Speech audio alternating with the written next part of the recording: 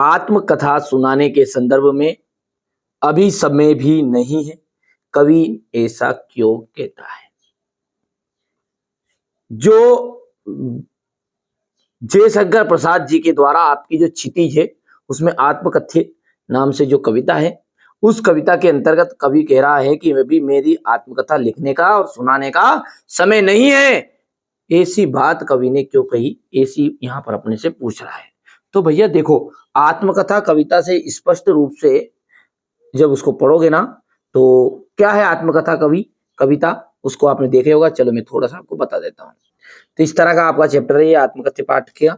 मधु मधु गुनगुना कर कह जाता ये कौन, ये कहानी अपनी, मुरझा कर गिरी रही पत्ती देखो आज कितनी घनी। ठीक है, ये था सब। इसके बाद में यहाँ पर आपका जैसे पढ़ोगे तो ये व्याख्या हो गई है इसकी। ठीक है, ये भावार्थ हो गया, यहाँ पर देख सकते हैं।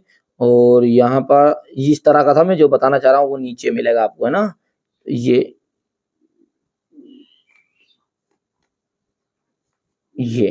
ठीक है, यहाँ पर देखो लिखा हुआ है, जिसके अरुण कपालों की मस्ती भरी छाया में अनुरागनी उषा लेती थी निज सुहागन मधुमाया में, उसकी स्मृति पाथे बनी ढके पथिक पंख पथिक की पथा में, छोटे से जीवन की, यहाँ से देखो आप, यहाँ से छोटे से जीवन की कैसे बड़ी बात आज कहूं।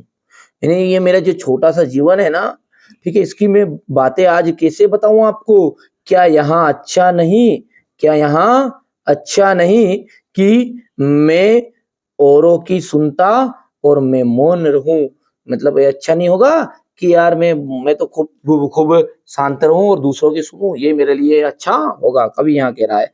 ठीक है, सुनकर क्या तुम भला करोगे मेरी भोली आत्मकथा, अभी समय भी नहीं थकी सोई है मेरी मौन व्यथा। मेरा जो दुख पीड़ा है वो सोया हुआ है। तीन भावों से स्पष्ट देखिए, ज्यादा डिटेल नहीं ले जाएंगे क्योंकि अपना प्रश्नोत्तर का समय चल रहा है, व्याख्या में अपन ने इसको डिटेल पढ़ लिया है। तो देखो यहाँ पर यही चीज आपसे पूछ रहा है, क्यों कहा कवि ने ऐसा, क्योंकि जो अपन ने पढ़ा था इससे अपने को स्पष्ट है कि कवि जो है ना बहुत ही सरल और विनम्र स्वभाव के हैं, सरल और विनम्र स्वभाव वाले थे। उन्हें दिखावा पसंद ना था, इसलिए उन्होंने अभी समय भी नहीं कहने का एक कारण तो यहाँ है। ठीक है, ये उन्हें पसंद नहीं था, इसलिए अभी समय भी नहीं हुआ, ये लिखा है अभी भी समय नहीं हो। तो कहने का एक कारण तो यहाँ भी है कि उन्होंने कोई महान कार्य नहीं किया है जिसका उल्लेख वो अपने आत्मकथा में करे। अब जब कोई भी व्यक्ति ऐसी बात करे खुद के बारे में, ऐसी बात करे कि नहीं कोई मैंने कोई साहब तोपखा का काम नहीं कर दिया, मैं कोई बल्लम चंद नहीं हूँ कि मैं साहब, ठीक है, कोई महान आदमी नहीं हूँ। ठीक है, ये उसका बड़प्पन होता है ना भैया। तो समझ जाइए कि वो व्यक्ति सरल स्वभाव वाला है। तो यहीं पर भी यही बात बताई गई है कि बहुत ही सरल स्वभाव वाले थे, विनम्र स्वभाव उन्हें पसंद था।